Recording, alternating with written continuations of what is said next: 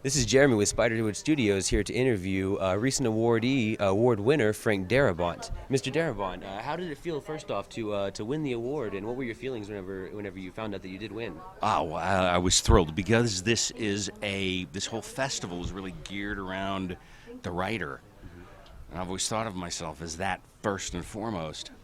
It's sort of what I've committed myself to for a lot of years, to get that acknowledgement from a festival that is specific to writing at its heart is awesome.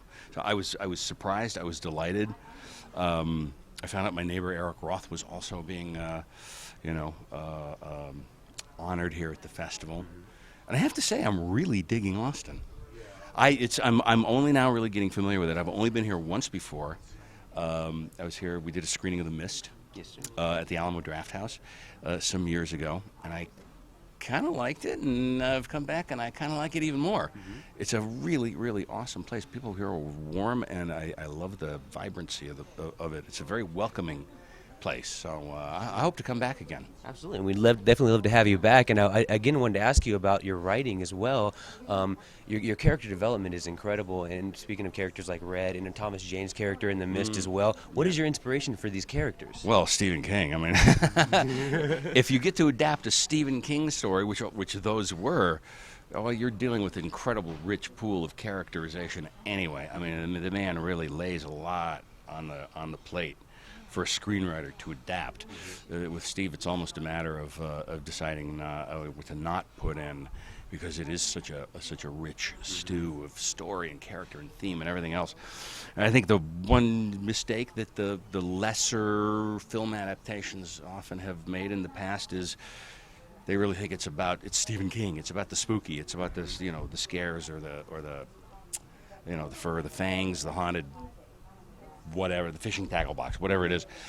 And they forget about the characters. They don't really focus on that. To me, that's what Steve's work that's what makes it most compelling. So I'm always in pursuit of those characters and let the other stuff be the caboose on the train rather than the engine. And that's true of any piece of work that I do. I'm always most interested in the characters and exploring who those people are, why they are, how they are, and what is that compelling them to do or not do. I mean, to me that's the most interesting journey. So whether I'm adapting Steve or anybody else, or doing one of my own original things, that's the scent, the trail I'm trying to follow. And is your writing style any different between feature films and television work, like with your work with The Walking Dead as compared to The Mist and The Majestic and stuff? Only in the sense that with a feature, you get kind of one shot at it. You're going to have like 2 hours, or in the case of Green Mile, 3 hours at most to tell a story. With television, it's that more prolonged arc. You got a season, and you got to chop it up into, however many chapters you're going to be doing episodes, and so it's more of a format issue, and not not telling your story necessarily in 3 acts and then you're done. You're telling it, say, in 12 acts.